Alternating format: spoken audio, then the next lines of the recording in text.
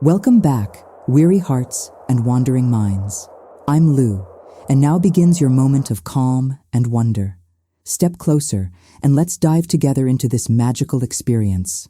A soft breath of wind slides through old stone corridors, carrying the scent of moss, cool earth, and something older than memory. You walk slowly, feeling the night air settle around your shoulders like a cloak, steadying your breath, loosening the weight of the day. Ahead of you, the outline of ancient walls rises against the darkening sky, crowned with ivy and kissed by the faint silver of distant stars. With each step, the noise of the world fades, and you sense that you are crossing a quiet, invisible threshold. The ruins stand like patient guardians, their stones worn smooth by time and footsteps long forgotten. Vines curl delicately along broken arches, whispering in the breeze like voices that have not quite learned how to let go. Here, time doesn't pass in straight lines. It circles, folds, and returns. The old kingdom does not feel abandoned. It feels as if it has been waiting, listening, saving its stories for someone willing to hear. Tonight, in this calm, hushed hour, it feels very much like that someone is you. You notice how the air changes as you step beneath the first archway. The world behind you becomes softer, distant, as though wrapped in mist. Ahead, the courtyard opens in a wide, gentle embrace, stones scattered like the remnants of a once great hall. Lanterns glow faintly near the ground, tiny pools of amber light, as if stars had fallen here to rest. Every sound grows quieter.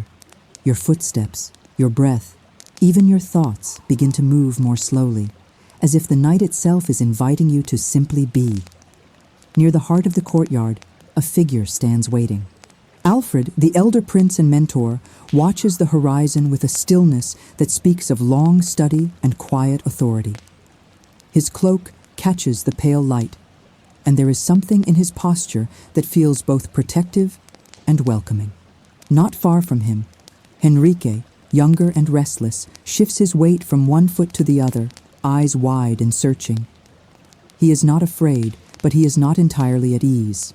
The magnitude of the place, the weight of its silence, presses gently on his chest. They are not alone. Even before they notice you, the presence of another traveler seems to ripple through the space. The air grows a little warmer, the lantern flames a touch brighter. It is as though the ruins themselves recognize that a listener has arrived. You pause for a moment, simply breathing, allowing the strangeness and the softness of this place to wrap around your senses. This is not just stone and ivy. This is memory, still alive and waiting. Alfred turns slowly, and his gaze settles on you as if he had known for a very long time that you would come. There is no surprise in his eyes, only recognition and a quiet kind of relief. Henrique follows his gaze and stiffens for a heartbeat before his shoulders drop in curiosity. The three of you share a silence that feels almost ceremonial. No trumpets, no proclamations, only the steady rhythm of breathing and the gentle rustle of leaves above. Tonight, Alfred says softly, his voice blending with the wind, the kingdom remembers. He gestures toward a narrow passage between two broken walls where the ivy hangs like a curtain. Without quite knowing why, you step closer, drawn by the sense that whatever lies beyond is not meant to frighten, but to awaken.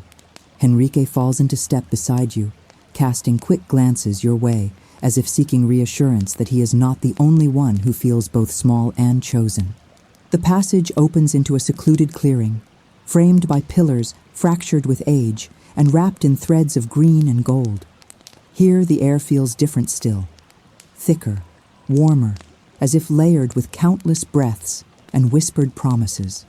The ground beneath your feet is uneven, but somehow comforting, like walking across the bones of something ancient and kind. At the center of the clearing lies a small circle of stone, worn smooth by time and reverence. Alfred moves to the heart of that circle and reaches into his cloak. When his hand emerges, it holds a lantern no larger than a book. Its flame burns steady and bright, casting a golden ring of light that pushes the darkness back without ever feeling harsh. He kneels to place it on the ground, and at once the shadows shift, rearranging themselves along the cracked floor. The light reveals faint carvings along the stones, symbols that pulse with a nearly imperceptible glow. Henrique steps forward, drawn to the markings as if they were calling his name. He kneels beside the lantern, eyes tracing the curves and lines worn into the rock. No one has told him what they mean, yet something inside him stirs in recognition. They look less like letters and more like constellations that have chosen the earth instead of the sky. There is a sense of rhythm in them, a pattern of rise and fall, like breathing or the steady beat of a heart. Alfred remains standing for a moment, watching both the lantern and the young prince in its glow. Then he slowly lowers himself to sit on one of the fallen stones, settling with the ease of someone who has spent many nights in this place. He places his hands loosely on his knees, his posture relaxed yet attentive, and tilts his head as if listening to a voice beyond sound. You can feel the invitation in his stillness. Sit, breathe, and let what is hidden begin to surface. You find your own place at the edge of the circle, feeling the cool stone beneath you, solid and reassuring. The lantern's light reaches your face, warming your skin, softening the edges of your thoughts. The ruins no longer feel vast and intimidating. Instead, they feel like a small, secret room inside a very old dream. The night around you quiets, as if stepping a little farther away, giving the three of you space to hear what needs to be heard. A breeze slips through the clearing, gentle and deliberate, stirring the ivy and brushing against your hair. It nudges the lantern flame into a slow, graceful dance. With that movement comes something else. A whisper, so soft it barely exists. It does not form words, not at first. It is more like a feeling, a vibration that brushes against the inside of your chest. Henrique stiffens slightly, eyes widening as if he has just sensed a presence he cannot see. Alfred closes his eyes, inhaling deeply, as though drawing the whisper into his lungs. His expression softens with familiarity. To him, this is not a strange occurrence. It is a return. The old kings, the ones who walked these stones before crowns were polished and banners were raised, spoke this way when they wished to be remembered. Not with thunder, but with gentle impressions that take root in the quiet heart. He raises one hand, palm open, in a gesture that is both calm and reverent. Henrique mirrors him, his own hand trembling slightly. You feel an instinct to follow, lifting your own palm into the glow of the lantern. The whisper grows just a little clearer, not like a sentence you can translate, but like a warmth spreading through your hand, up your arm, and into your chest. It is not telling you what to think. It is reminding you of what you already carry. Above you, the sky seems to lean closer. The stars brighten, their light reflecting in the lantern flame and shimmering across the polished curves of the stone symbols. For a heartbeat, it feels as though the heavens and the earth are connected by invisible threads, all meeting here in this small, glowing circle. The kingdom is not merely a place. It is an echo of everything that has been learned, lost, and found again. Henrique's breathing slows as the warmth within him steadies. His earlier nerves soften into something quieter, a feeling of being held in a story that began long before he was born. He does not hear clear instructions or commands. What he feels is a question, ancient and patient, resting gently in his heart. Will you remember? Will you listen? Will you become the kind of king whose strength comes from wisdom, not fear? Alfred opens his eyes and looks at him with a tenderness that carries both pride and gravity. He does not rush to speak. He lets the silence settle, allowing Henrique to absorb what the whisper has stirred awake. Then, in a voice barely louder than the rustle of the ivy, he says, "The old kingdom does not ask you to repeat its past.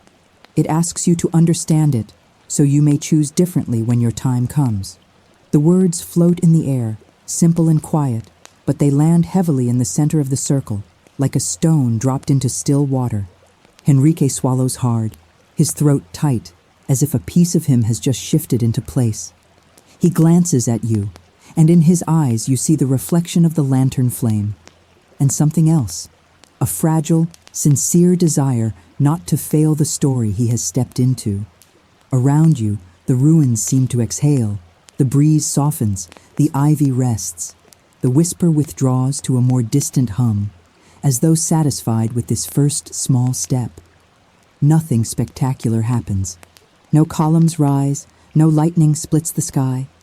Yet everything feels different, subtly rearranged. There is a new awareness in the air, a new alignment within the hearts gathered here. The lantern burns gently on, unwavering. Its light no longer feels like something separate from you. It feels like a mirror reflecting not your face, but your possibility. Somewhere deep within the stones, deeper than any carving or inscription, the old kings are watching with a patient kind of hope.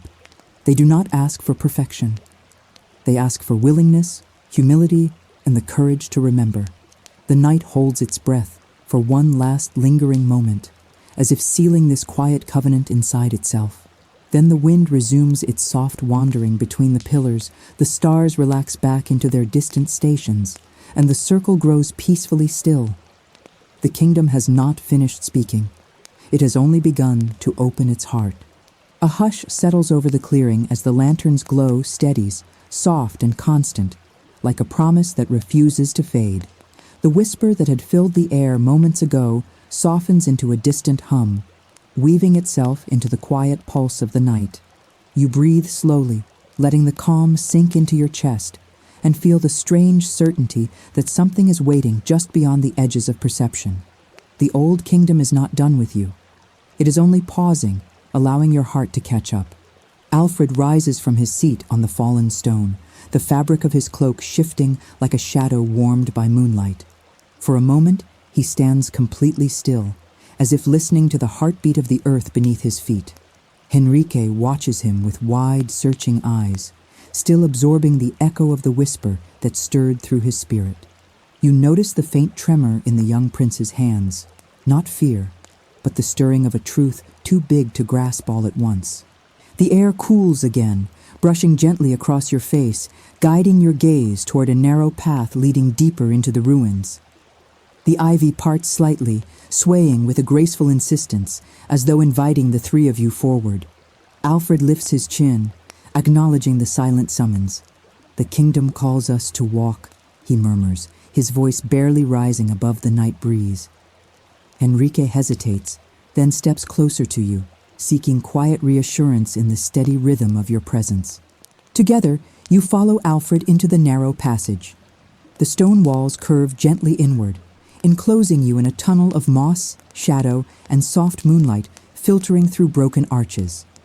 With every step, you hear faint echoes, not footsteps, but memories. Laughter, grief, prayers whispered by kings who once stood here in moments of fear or courage. You feel their presence brushing the back of your mind, like hands guiding without touching.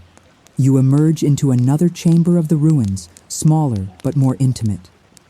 The ceiling is partially intact, draped with vines that glow faintly in the lunar light.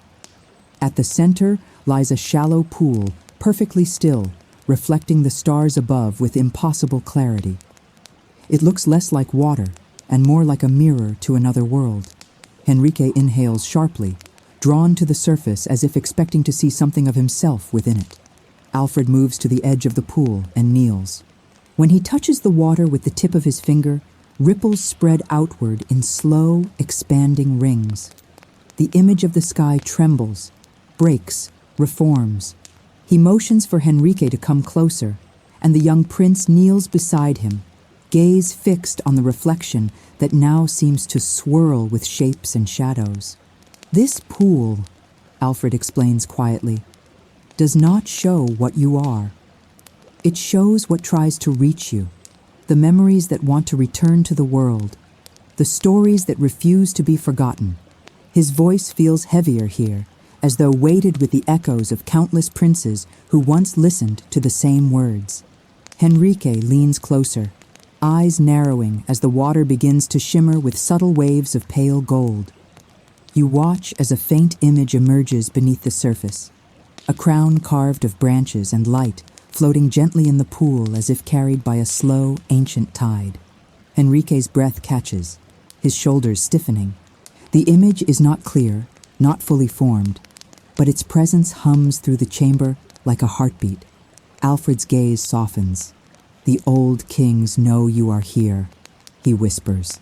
The crown dissolves in a swirl of silver, and new shapes begin to form. The outline of two figures standing back to back, one carrying a lantern, the other holding an empty hand stretched toward the sky. Their silhouettes flicker like firelight, shifting into stars, then fading into swirling mist. Henrique watches with parted lips, his expression struck through with awe and confusion. "What does it mean?" he asks, voice small. "It means," Alfred replies, "that you are not meant to walk this path alone." The words fall lightly, but land deeply.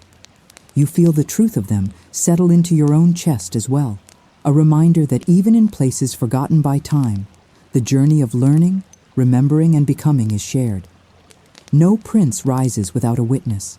No kingdom grows without hearts choosing to rise together. The pool calms again, the images vanishing beneath its glassy surface. You step closer, feeling the cool air rising gently from the water, carrying a scent like rain before it falls. The moonlight strokes your face with a soft hand, and for a moment, your reflection blurs into shapes of light, shadow, and something older, as though the pool is considering whether to show you your own memory. But it remains still, silent, waiting. Henrique lowers his hands into his lap, the tremor returning as he tries to steady his breath. "I don't know if I'm ready," he admits softly. Alfred looks at him with a tenderness carved from years of quiet understanding.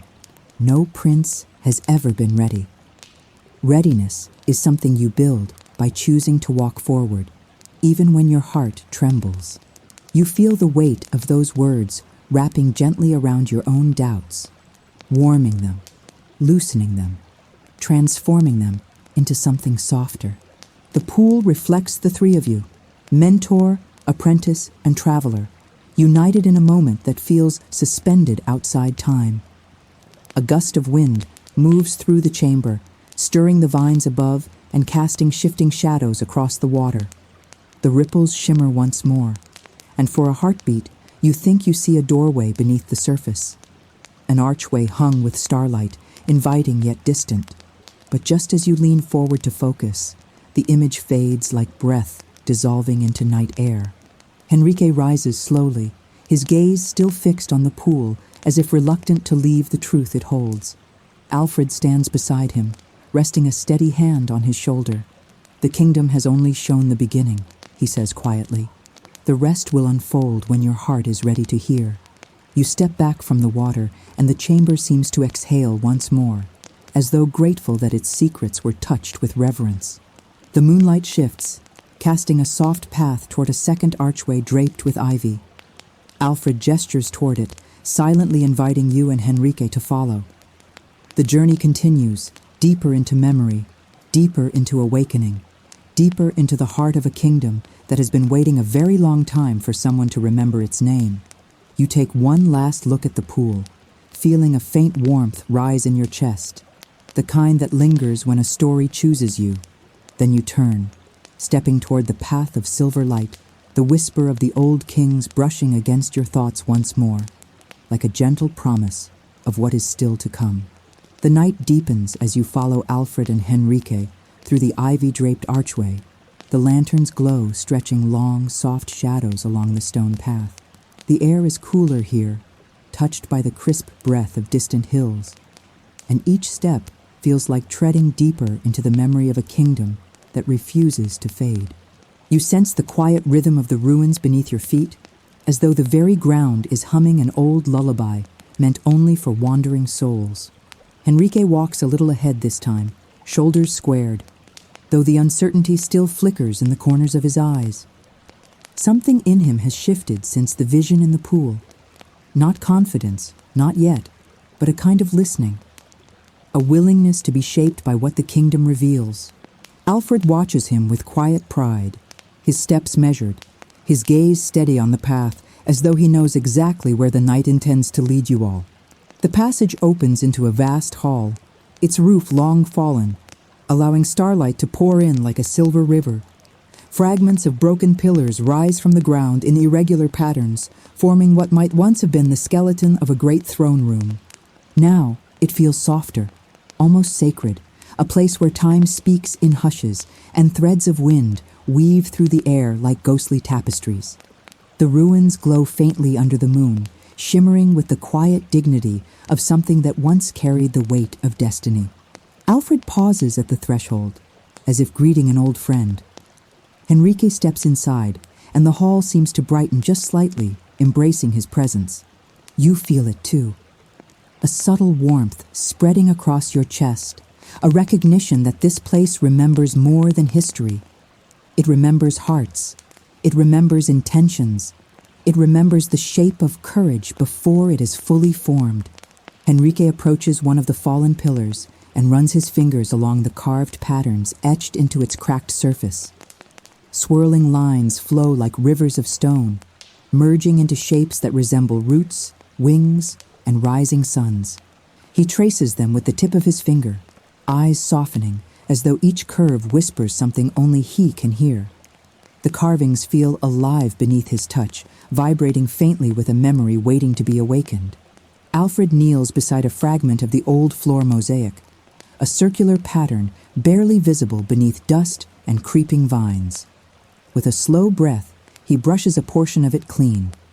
Beneath the dirt lies a symbol, a single leaf surrounded by a ring of interwoven lines, simplicity and nobility woven into one. He gestures for Henrique to look.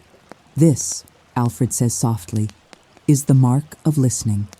Every king who knelt here vowed to hear before ruling, to understand before commanding. Henrique studies the symbol, brow furrowing. I don't know if I can live up to something like that, he murmurs. How can I carry the weight of a kingdom if I'm still learning how to carry myself? The question trembles between honesty and fear, fragile as a loose thread tugged from the heart. Alfred rests a firm hand on the young prince's shoulder, grounding him. A prince who questions himself is closer to wisdom than a king who never does. The wind slips through the broken walls, bringing with it the faint scent of rain and the distant echo of chimes, soft, metallic, almost musical. You tilt your head, wondering where the sound comes from. There are no bells here. Yet the melody floats gently through the hall, threading between the columns like a memory dressed in sound. Henrique hears it too. His eyes widen, his breath catching in his throat. Alfred closes his own eyes in recognition. It is the call of the old crown, Alfred explains. Not a crown of jewels, but a crown of voices. The wisdom of those who walked this path before us. The chimes grow clearer for a moment, drifting in slow, lingering waves. They seem to wrap around your thoughts, pulling forward emotions you had forgotten to feel. Longing, gentleness, the quiet ache of purpose. Henrique steps closer to the center of the hall, listening with every fiber of his being. The chimes fade as quickly as they came, dissolving into the steady hush of wind. Henrique exhales, the breath leaving him like a confession. It felt like they knew me. Alfred nods. They do, not because of who you are now, but because of who you are becoming. His words settle into the air, heavy but hopeful, like seeds falling onto fertile soil. You feel the same truth echo through you, that the kingdom does not see you as a visitor. It sees you as part of its unfolding story. A distant rumble vibrates through the ground, not threatening but deep and resonant. Henrique instinctively reaches for balance, and Alfred steadies him again. The ruins seem to wake a little more, stones shifting softly under moonlight, as though the hall is stretching after centuries of sleep. You sense a presence rising from the floor, not in form, but in feeling, a warmth blooming from the mosaic beneath your feet, pulsing gently like a heartbeat. Henrique steps closer, eyes fixed on the glowing symbol. The mosaic brightens faintly, veins of light threading through the cracks, as if something ancient is being stirred awake. Alfred's voice drops to a whisper. The hall is recognizing you, Let it speak. Henrique kneels, closing his eyes, breathing slowly. The glow intensifies, curling around him like soft vines of light, weaving through his thoughts, searching, shaping. For a moment, the hall is utterly silent. Then the whisper returns, deeper, fuller, layered with countless voices woven into one. It doesn't come from the walls or the wind.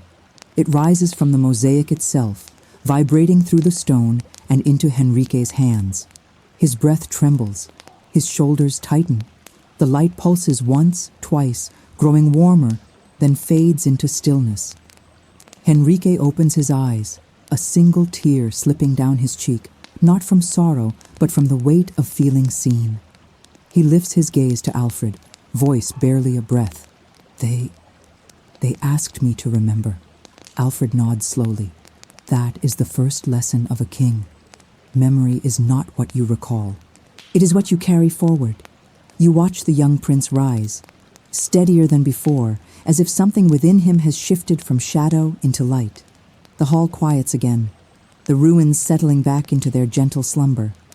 Content with what has been shared, you step beside Henrique, and for a moment, all three of you stand in the center of the ancient throne room, united in silence and purpose.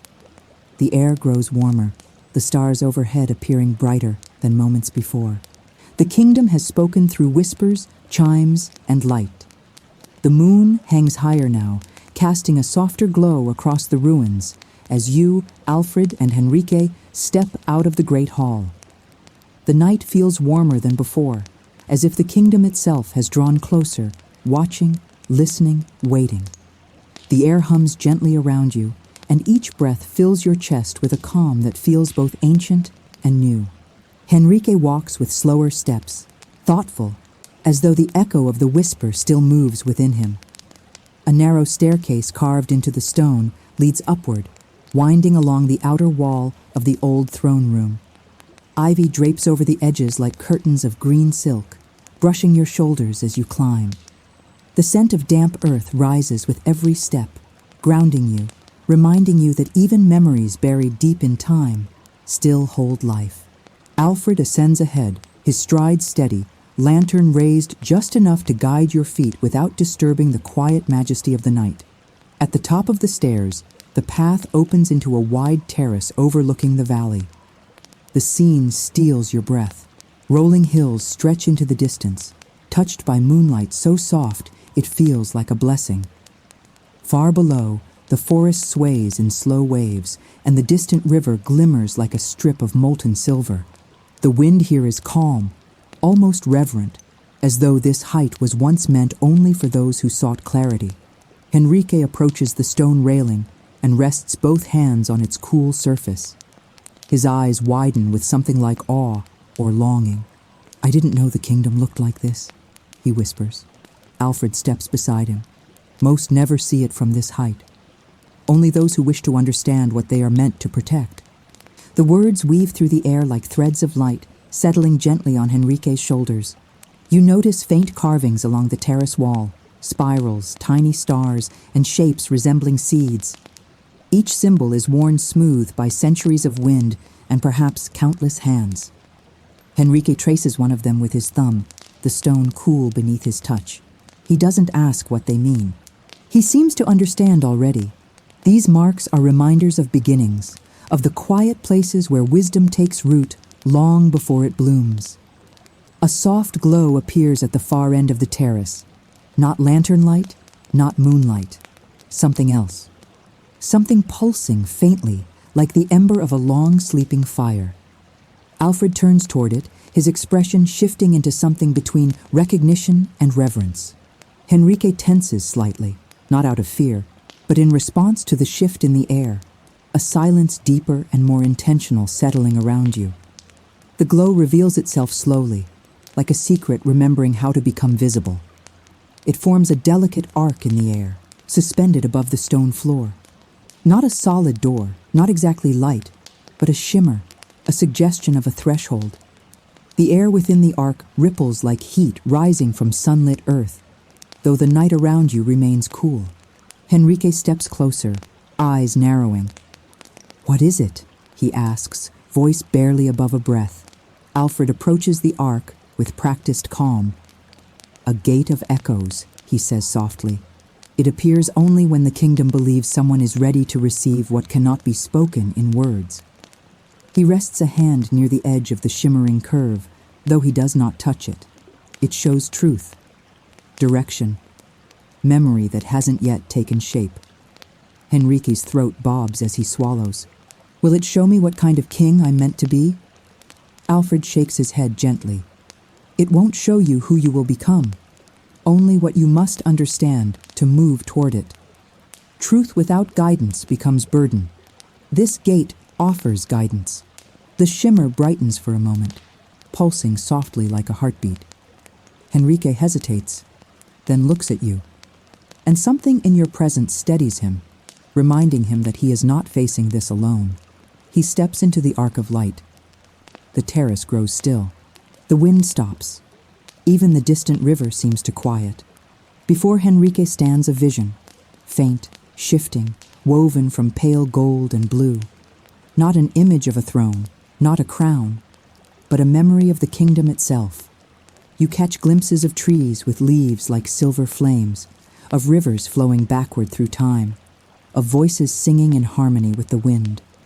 The vision is not literal, it is symbolic, layered with meaning meant only for Henrique. His breath shortens, his shoulders tremble. He sees something that touches the core of who he is, something he has never said aloud, something he has always feared.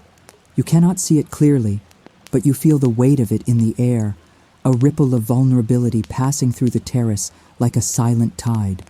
Alfred watches him with unbroken focus. Let it speak, he says quietly. Whatever it shows you, let it speak. Henrique's hand lifts slowly, as though reaching for something within the vision. He touches nothing, and yet makes contact with everything. His lips part, but no sound comes out. His eyes shine with tears he doesn't try to hide. The vision pulses once more, then fades gently, dissolving into the night like breath on glass. Henrique steps back, chest rising and falling in uneven breaths.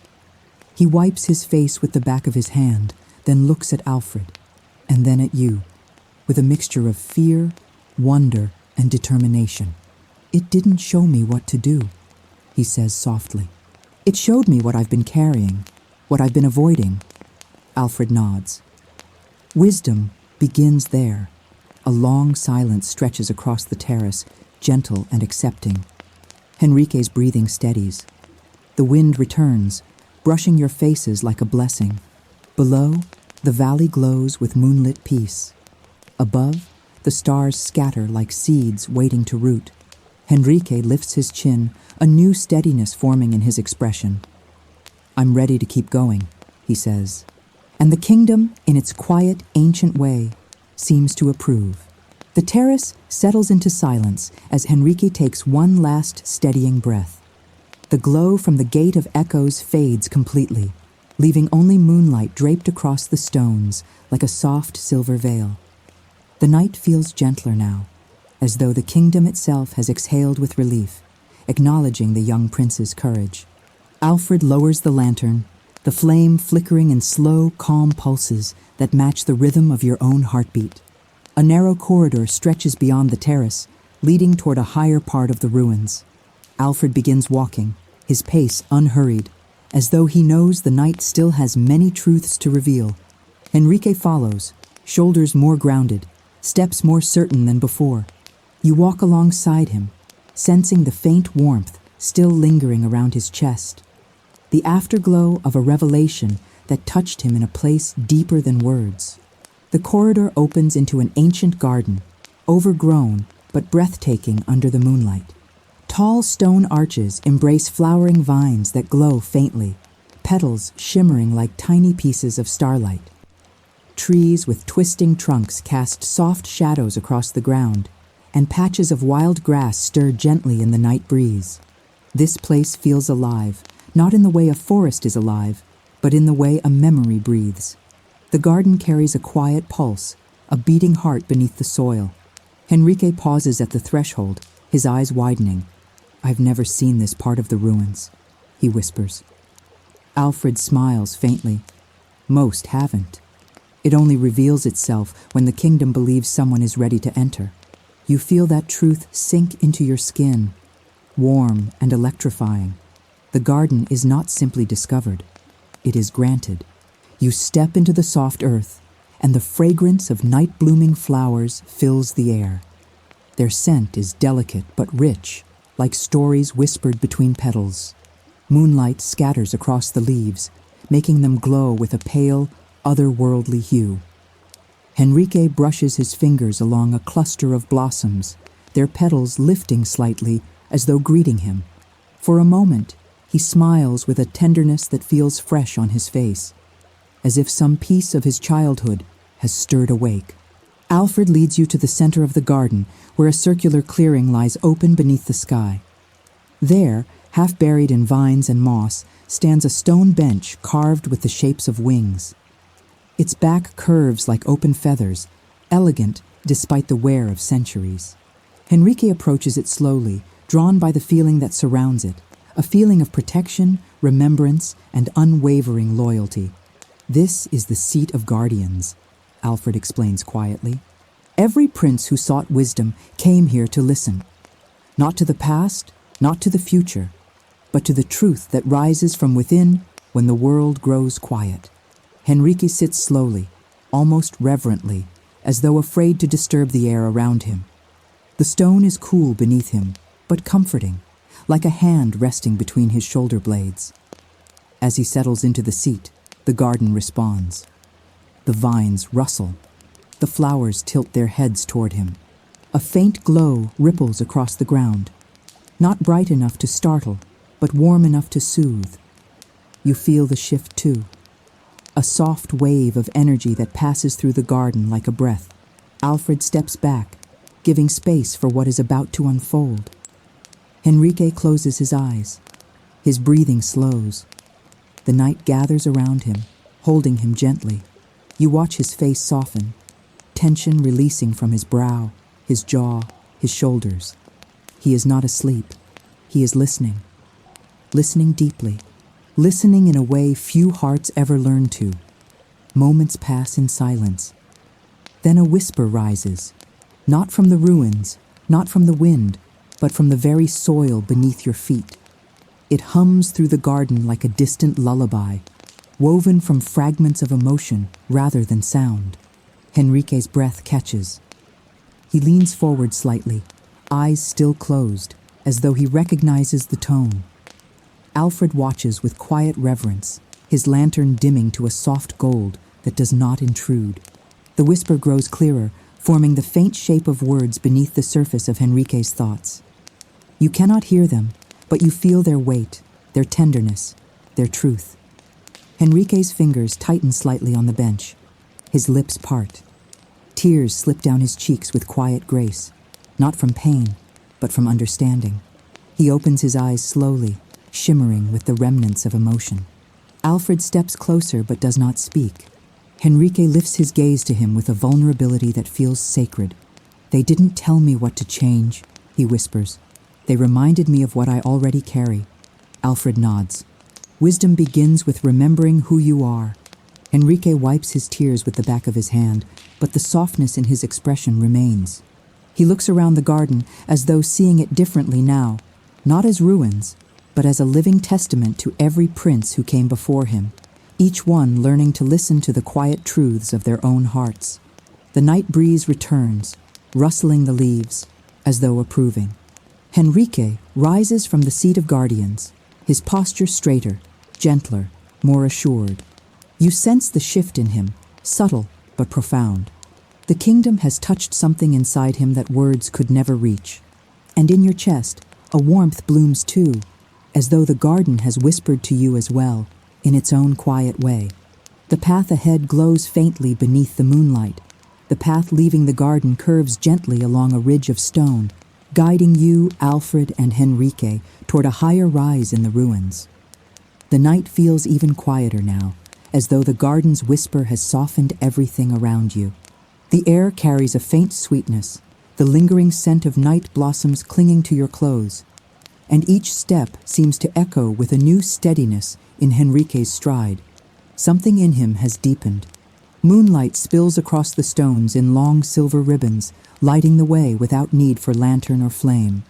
Alfred walks ahead, but slower than before, letting Henrique set the rhythm now. The young prince's gaze drifts across the scenery, the ruined arches, the tangled roots, the far-off glow of the river, as though seeing the kingdom for the first time through eyes that finally know how to look. You reach a long, open walkway built alongside the outer wall of the ancient fortress. From here, the valley stretches beneath you, vast and luminous, the hills glowing faintly as the wind brushes over them like an invisible hand. The world feels larger and yet somehow closer, as if the night has drawn everything into a single, quiet breath. Henrique pauses at the edge of the walkway, resting a hand on the cold stone.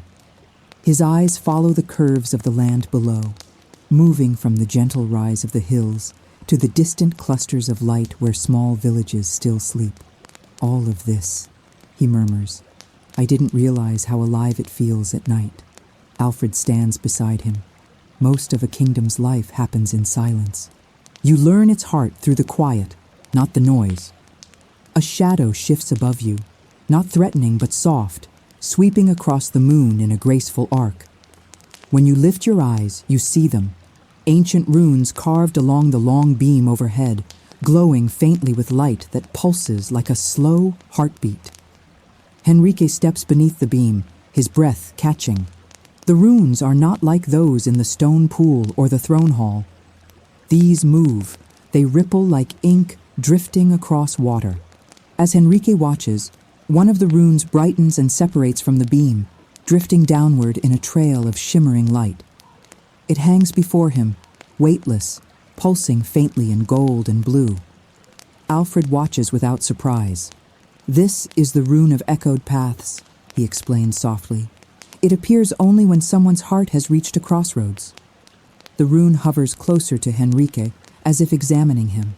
Its soft glow brushes his cheeks, illuminating the uncertainty still lingering beneath his courage.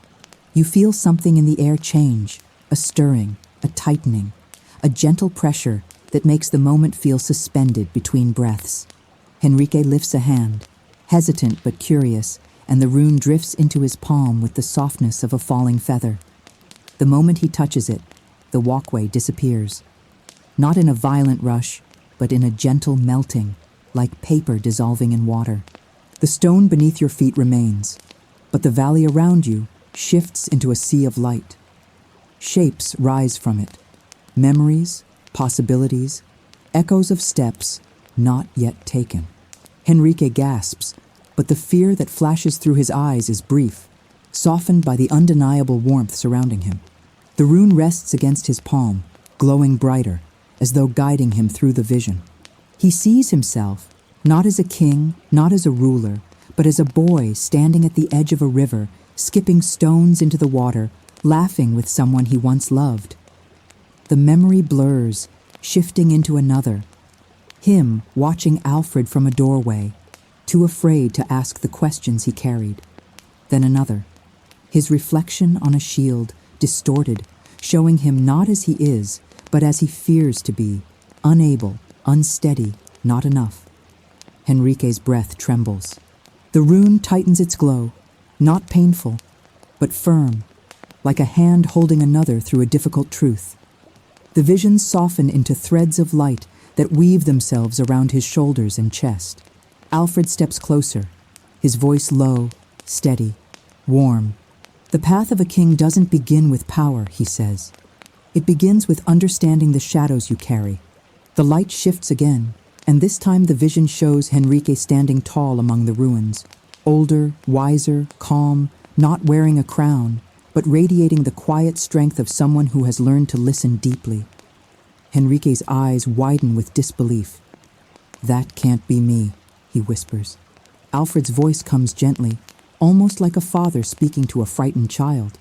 It is not who you are now. It is who you are capable of choosing to become. The light fades slowly, collapsing into a swirl that pulls back into the rune. The vision dissolves, leaving only the night, the ruins, the moon, and the sound of Henrique's quick breaths. The rune dims, flickers once, and disappears into a soft spark that drifts upward and dissolves into the beam where it first emerged.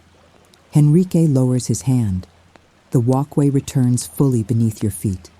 The valley glows quietly under the moon once more. He turns toward you and Alfred, his expression softer than you've ever seen it. A mixture of grief, wonder, and quiet hope. "I didn't know all of that was still inside me," he says, voice breaking slightly. Alfred touches his shoulder gently. "Everything inside you is part of the path, even what frightens you, especially what frightens you." Henrique breathes slowly, deeply, grounding himself. He looks back at the valley, no longer overwhelmed by its vastness, but steadied by it, as if the land itself is lending him strength. You stand beside him, feeling the night move around you with a calm certainty, the kind that speaks without sound. And then, softly, almost timidly, Henrique smiles. You walk forward together, deeper into the ruins, deeper into the night, deeper into the story the kingdom is determined to help him remember. The path ahead narrows as you, Alfred, and Henrique continue deeper into the ruins, the moon trailing above like a gentle guardian. The air cools again, brushing against your cheeks with a softness that feels almost intentional, as if the night itself is guiding your steps. Henrique walks closer to the center now, no longer hiding behind doubt, though uncertainty still lingers in him like a small shadow learning how to let go. The stones beneath your feet shift subtly in color, darkening from pale gray to a deeper bluish tone that glimmers under the moonlight. Alfred slows his pace, running his hand along the wall as if reading invisible messages hidden in the texture of the stone. "We are nearing the Hall of Quiet Crowns," he murmurs. Henrique lifts his eyes, curiosity pulling at him like a tide. "Quiet crowns?" Alfred nods. Crowns not worn on the head, but carried in the heart. The corridor widens into a tall chamber where the ceiling has long since collapsed, allowing the night sky to spill inward in a cascade of soft, silver light. Moonbeams strike old stone pillars, revealing faint carvings of trees, rivers, and stars. But one carving repeats over and over, a simple crown, drawn without jewels, without ornamentation, a plain band of light etched into stone. The symbol radiates humility rather than power. Henrique walks toward one of the pillars and rests his fingers along the carved crown. The touch sends a subtle vibration through the stone, faint but unmistakable. The crown glows softly beneath his hand. Alfred steps closer. These marks belonged to kings who chose service over glory. They ruled not by force, but by listening. The kingdom remembers them as its truest guardians. The chamber reacts to Henrique's presence. Vines tremble gently. Dust lifts in tiny spirals. The shadows settle into shapes that feel like folded wings. Something in the air shifts, deep and tender, as if acknowledging the young prince's arrival. Henrique inhales sharply, overwhelmed by the strange familiarity of a place he has never seen. A soft hum rises from the center of the chamber, pulling your attention to a stone pedestal covered in moss. Upon it rests a bowl carved from translucent stone, filled with water so still it looks like polished glass. Alfredo gestures for Henrique to approach. This is the basin of remembering. It reveals not what you fear, but what you forget. Henrique hesitates. You feel his breath quicken, the quiet tremor returning. But he steps forward anyway, leaning over the bowl. The water remains still for a heartbeat, too still, then ripples outward, forming rings of pale silver light. Images begin to bloom within it, fragile as reflections on a cloudy morning. Henrique sees himself as a child, running through the palace gardens, chasing the shadows of birds. He sees his mother laughing, lifting him into her arms, spinning him in circles beneath the sunlight. He sees Alfred younger, training him with wooden swords, gently correcting his posture, pride hidden behind a stern expression. Then the vision shifts. A darker memory, one Henrique buried deep. the night he overheard two advisors whispering doubts about him, calling him unfit, too soft, too easily shaken. Henrique flinches. Alfred moves closer, but does not interrupt. The vision changes again. Henrique alone in his room, staring at the reflection of a crown he feared he could never carry. He speaks to the mirror, not words of strength, but words of doubt, of shame, of fear. The water trembles with the weight of it. Henrique's shoulders sag. I don't want to see this, he whispers. His voice cracks, fragile as dried leaves. Alfred's reply is gentle, steady, unbroken. Then it means you need to see it. Tears gather in Henrique's eyes, trembling at the edges before falling into the basin. When they touch the water, the vision shifts once more. But this time, it softens. The water shows him standing in the ruins beside Alfred. And beside you. It shows the look in your eyes when he steps forward. It shows the strength he borrowed from your presence without ever saying so. It shows that he is not alone. He never was. The bowl glows faintly, acknowledging the truth it revealed. Henrique gasps softly, as if a weight has slid off his chest. I've been carrying these doubts for so long, he murmurs. Alfred places a hand on his shoulder. Doubt does not make you weak. Hiding from it does, facing it. That is what shapes a king. Henrique wipes his face, breathing deeply. The chamber feels warmer now, as though the ruins themselves have drawn closer in quiet support. The carved crowns shimmer softly on the pillars, like small constellations recognizing a truth finally spoken. The basin stills. The water returns to its smooth, glass-like calm. Henrique steps back from it slowly, steadier than before. His voice is quiet, but it holds a new tone, small but unmistakably strong. I understand now. My crown won't be heavy because of its weight, but because of the heart I must carry with it. Alfred smiles, soft, proud, deeply human. Exactly. A breeze slips into the chamber, circling the three of you like a gentle embrace. It carries the scent of night flowers, river water, and something else, the faint aroma of old parchment, as though the kingdom itself is writing this moment into its history. Henrique straightens. He turns to the doorway ahead, where moonlight spills down the next corridor like a beckoning path. Let's keep going, he says, no longer afraid. And the night, ancient, watchful, full of memory, opens its arms wide. The moment Henrique steps toward the next corridor, the chamber behind you grows still, as if holding its breath before releasing you onward. Moonlight pours through the archway like a silver river, guiding your steps into a long passage carved directly into the mountain stone. The walls here feel older, untouched by vines, unsoftened by moss, smooth and cool as though shaped by steady hands centuries before you were born. Your footsteps echo softly, the sound stretching into the distance like ripples moving across a lake.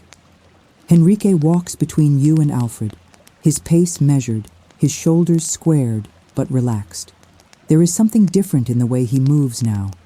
Not confidence, but calm. A quiet sureness forming in the center of him like a small, glowing ember. As you continue deeper, the air begins to warm. The corridor curves, revealing faint lines of firelight dancing across the stone ahead. Henrique slows, uncertainty brushing his expression again, though something steadier flickers beneath it. Alfred raises the lantern, and the glow strengthens just enough to reveal a doorway framed by intricate carvings of wings, flames, and open hands. Henrique's breath catches. Alfred nods once. This is the chamber of offered truths. You step through the doorway into a wide circular room. A shallow fire pit sits at the center, its flames low and gentle, casting a warm gold glow across the floor.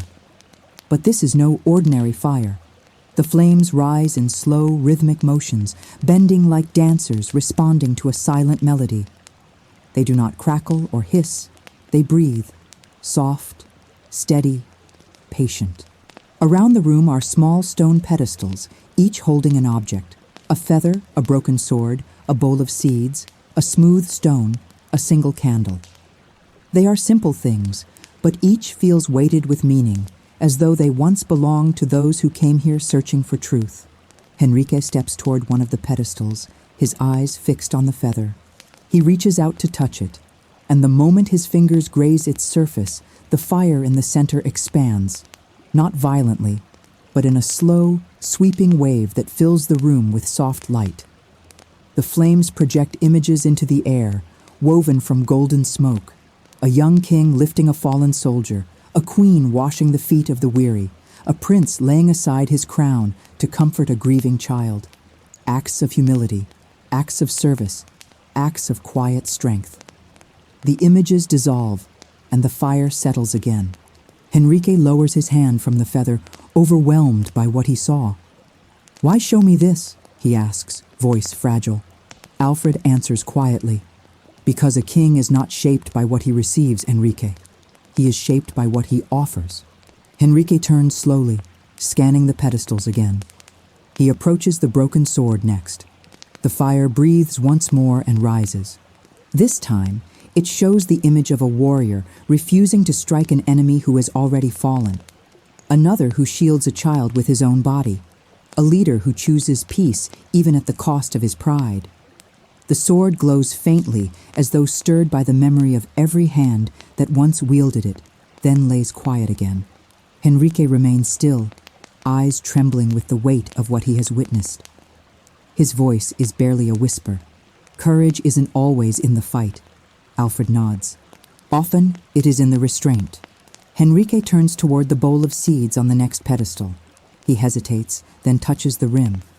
The fire brightens gently, releasing not images this time, but scents, rain-soaked earth, new leaves, sunlight warming fresh soil, life, growth, renewal. The scent fills the room with something tender and hopeful, settling deep in your chest like a promise. Henrique breathes in, eyes softening. A king must plant what he may never see grow. Alfred murmurs. Henrique turns away, tears gathering again. But these tears are different, not from fear or sadness, but from understanding, from seeing the quiet, relentless beauty in what a ruler can choose to offer. He steps finally toward the last pedestal, the one that holds nothing but a single, unlit candle. The wick is untouched, thin and pale, waiting. Henrique looks to Alfred, voice trembling. "And this?" Alfred gestures gently. "Light it." Henrique's eyes widen. "But I have no fire." Alfred tilts his head toward the living flame in the center of the room. "You have already touched the fire, Henrique. Let it respond to you." Henrique swallows hard. He lifts the candle with care, holding it in both hands like something fragile and sacred. He steps toward the central flame, but the fire does not reach outward. Instead, it dims, waiting. Henrique closes his eyes. He breathes. He remembers the visions, the whispers, the runes, the truths, the memories. He lets all of it settle into his chest like soft embers seeking a place to glow. And then the candle flickers. Henrique gasps, eyes snapping open as a small, warm flame rises at the tip of the wick. The central fire responds, blooming upward in a gentle wave, brightening the entire chamber with golden light that wraps around all three of you like an embrace. Henrique stands frozen, holding the candle with trembling hands, illuminated from within. Alfred steps closer and speaks with quiet reverence. "The kingdom has accepted your offering." Henrique lowers the candle slowly, staring at the flame with awe. Not at what it is, but at what it means.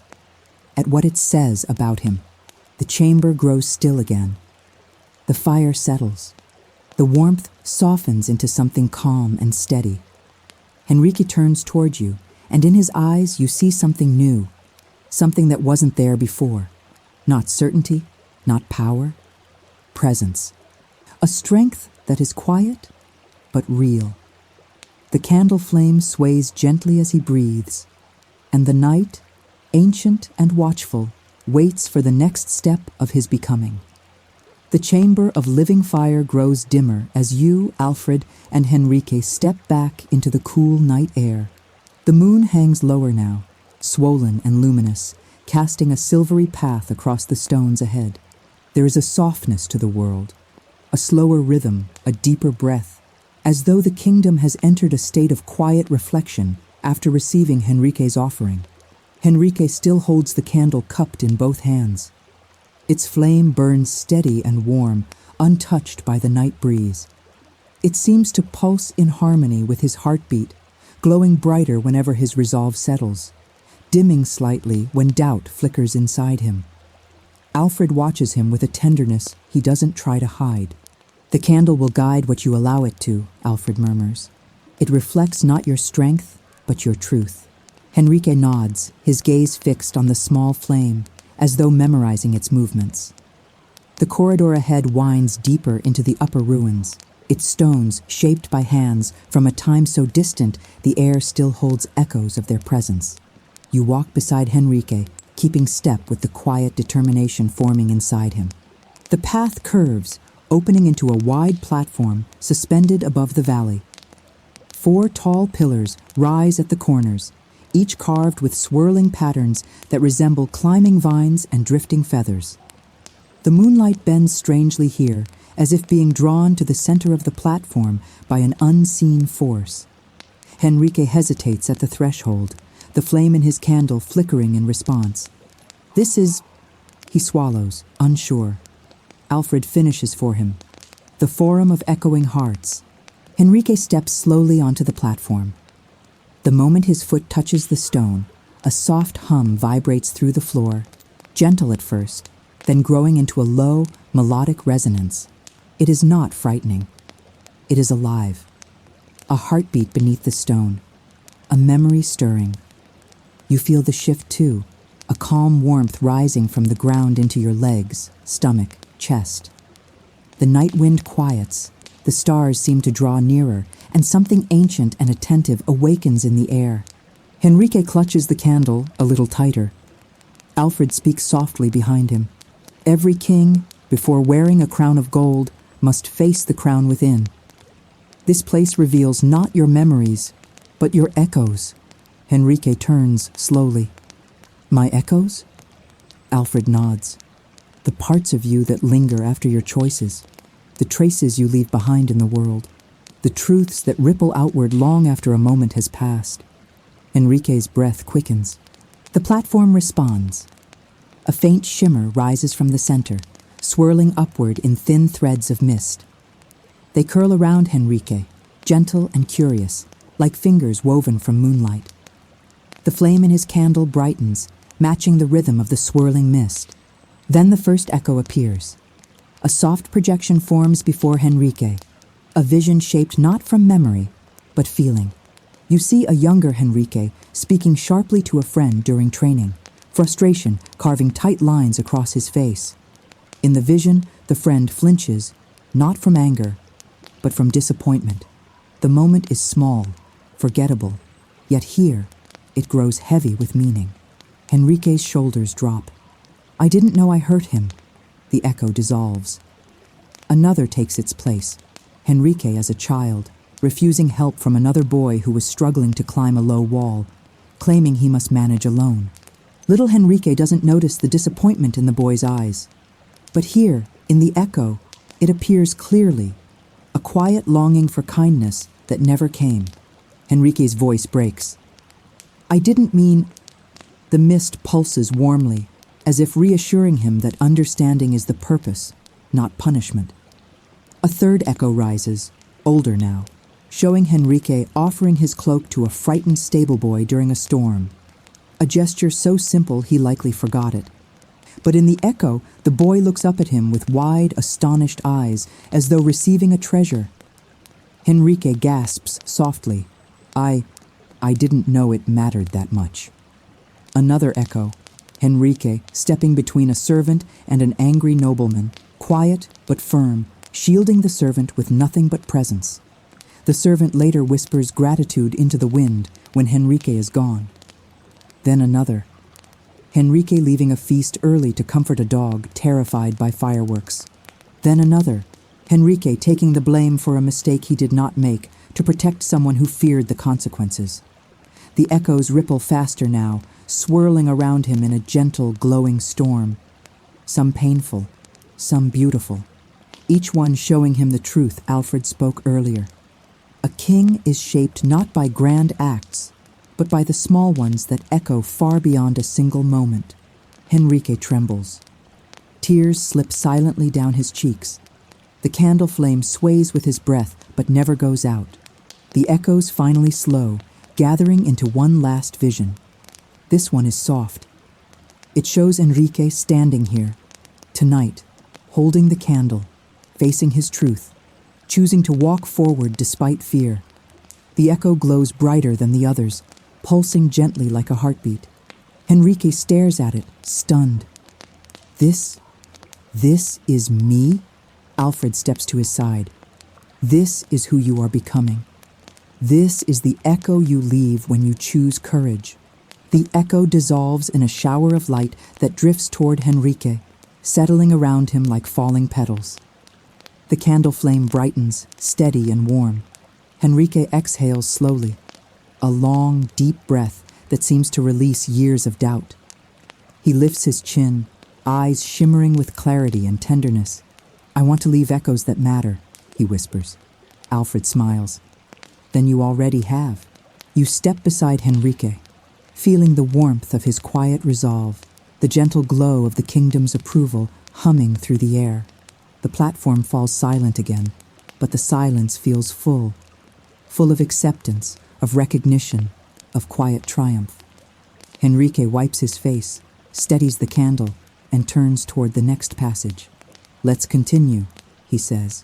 This time, his voice carries no tremor, only purpose. The night shifts as you step with Henrique and Alfred into the final pathway of the ruins, a narrow stone bridge suspended between two towering walls of ancient rock. The wind is calmer here, moving in slow, rhythmic breaths as though it recognizes the weight of what is about to unfold. Henrique walks ahead, the candle flame held steady before him, glowing warmly like a star guiding him forward. The air thickens with quiet anticipation, and even the moon seems to dim, allowing the moment to settle gently around the three of you. As you reach the end of the bridge, the path opens into a vast, circular amphitheater carved into the mountain itself. The space is breathtaking, wide enough for 100 voices, yet wrapped in a silence so profound it feels sacred. Stone seats rise in tiers around the edges, but they are empty, untouched by moss or vines, as if protected by some invisible force. In the center lies a raised stone platform, simple and unadorned, bathed in a soft, natural light that seems to come from nowhere. Henrique hesitates at the threshold. Alfred lowers his lantern. "This," he says softly, "is the circle of becoming."